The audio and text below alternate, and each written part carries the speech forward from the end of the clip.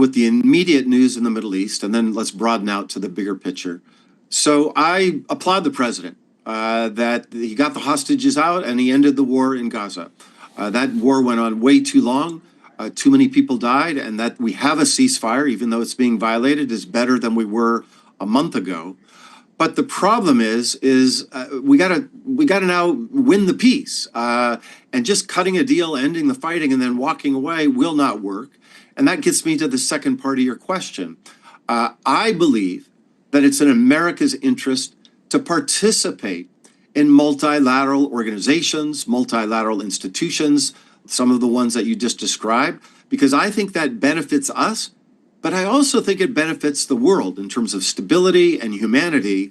And the attitude that the current administration has now, which is to pull out of these agreements, right? Trump did it in his first term, and now he's doing it again in his second term.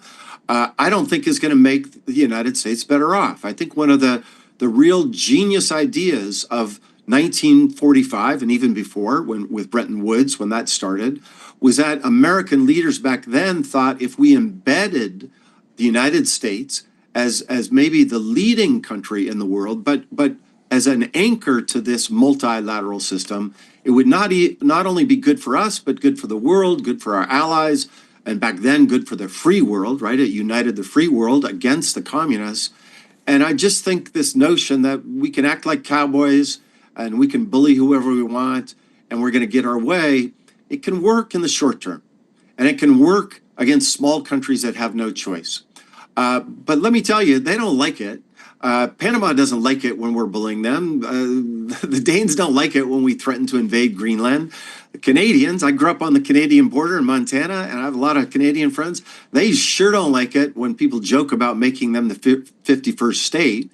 And so, yeah, they'll take it if they have to in the calculation of their own national interests, but they don't like it, and eventually they'll defect because we're not the only superpower in the world today. There's options for a lot of countries in the world, and that's China first and foremost. And secondly, when it comes to powerful countries like China, bullying doesn't work. And I think we see that playing out right now. President Trump came in and put on a bunch of tariffs and said we're going to push around the Chinese. Well, Xi Jinping pushed back. And so I'm glad we got to some kind of new equilibriums, and we kind of pulled back from the worst case racing to the bottom in this tit for tat that we were in. But I don't think that was a good look for the United States. I don't think it enhanced our reputation. And I think it'll make us weaker when we go to try to negotiate other deals around the world. So being a member of the international system, I think is better than trying to be the cowboy outside of it. But then when you look at the level of tariffs imposed on India, or you look at other parts of the world that you would need in some sort of structure to deal with the sheer size of China and how it is so integrated now with economies throughout the world, how can the United States and how can this White House think that it could do that without greater partnerships, and thus I would assume better trade relations with potential partners in that effort, like India, like Europe, like other places? Are we shooting ourselves in the foot in dealing with what you consider to be the most significant existential threat to the American order? There's a debate in Washington. Are we in a new Cold War with China or not? And my answer is yes. And then my second answer is no. And if that sounds complicating and confusing, that's why my book is such a substantive book. I won't tell you how long it is, but it's a big book because I think we have to have a proper diagnostics of what is similar and what is different. And I actually think there are similarities, two great powers, ideological competition, competition all over the world, and tragically it'll probably last for decades like the Cold War did. But there are also differences. And if we don't acknowledge those differences, I think we're going to make mistakes. So our economies are intertwined. Difference from the Soviet Union, we didn't have that. China's economy, as you just said, is highly intertwined with the rest of the world. Soviets didn't have that.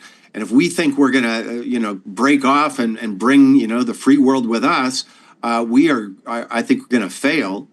Another difference, and this is very controversial, I know, but This is my take now, and I reserve the right to change if the evidence changes, and that'll change my mind. But I do not believe the ideological competition with China today is as intense as it was with the Soviets during the Cold War. And I think when we say that they want to make the whole world Marxist-Leninist and autocratic and overthrow the United States, I just don't see the evidence for that. And I don't think they have the capabilities anyway, but that's a difference. And we have to be careful not to overreact and try to globally contain everything that China does, because A, we don't have to. Sometimes we can cooperate with them.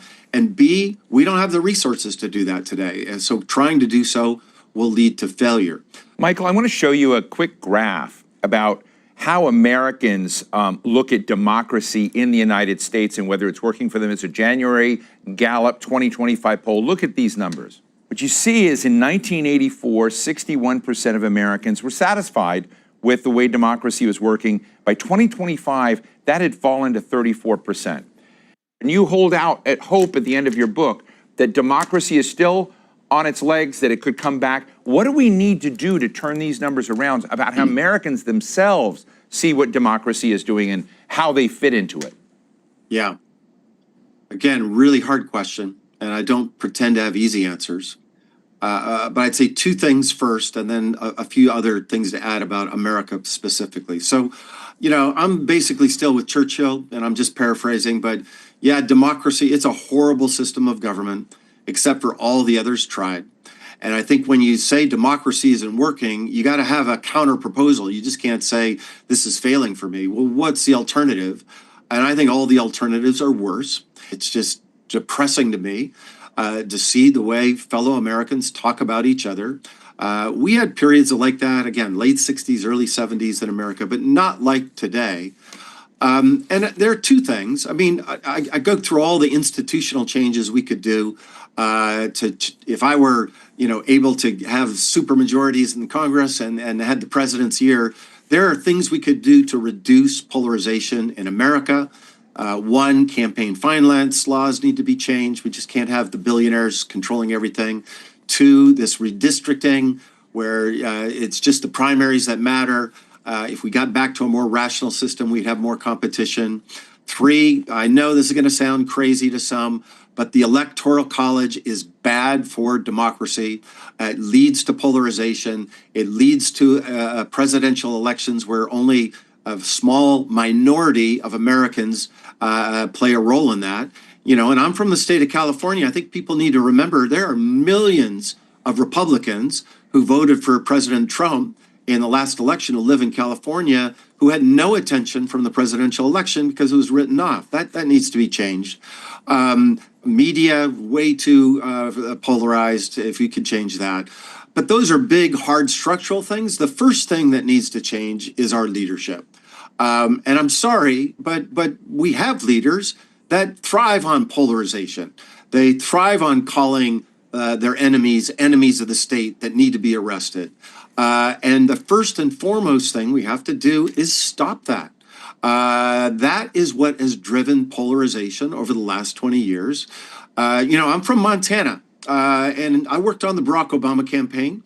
I think your viewers would be surprised to know that Barack Hussein Obama, in one of the reddest states in America, allegedly, where there are no African Americans, by the way, with a very small minority. I'm just paraphrasing what Obama used to say about Montana. He really wanted to win in Montana.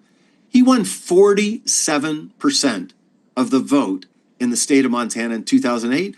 McCain only got he won 49%. And I tell you that because social scientists who study American politics more closely than they'll tell you preferences don't change radically, and most certainly not within a generation. They change over generations. So the basic preferences, we're more purple than red and blue, but our elites have pushed us into these other camps. And so now we need new leaders that will push us more towards the center and less towards making our enemies sound like they're literally our enemies. Let's debate tax policy. Let's debate welfare policy. That's fine. But we shouldn't be debating about the democratic rules of the game. Let me ask you finally, at the Aspen Security Forum, I had the privilege of interviewing someone who's a Republican foreign policy leader, Condoleezza Rice. former Secretary of State. You know her well, but you're on different Yes. sides of the political line. But she says something that could really be a forward to your book. She says, I often say, these are her words, that the four horsemen of the apocalypse are populism, nativism, isolationism, protectionism, and they tend to ride together. It's a very powerful framing of this moment by a senior Republican foreign policy voice. And so as you look at this, and you look around the world at the rise of populism in this moment, which often means a disregard for others, right? A focus on one's own needs and citizens, which is fine, but a disregard for the broader system.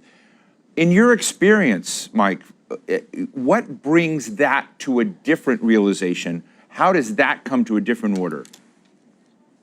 We can agree on what's in American national interest, not Republican or Democratic national interests. And I do think there is a center there that we need to resurrect.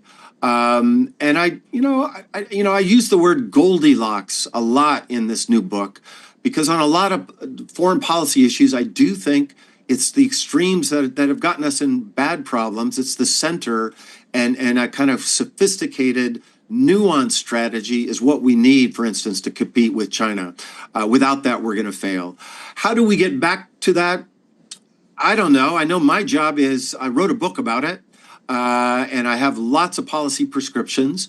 And now I'm going to talk to as many people as I can, both in America and around the world, about these ideas, because I think the ideas are first and foremost for Americans and how we should act in the world.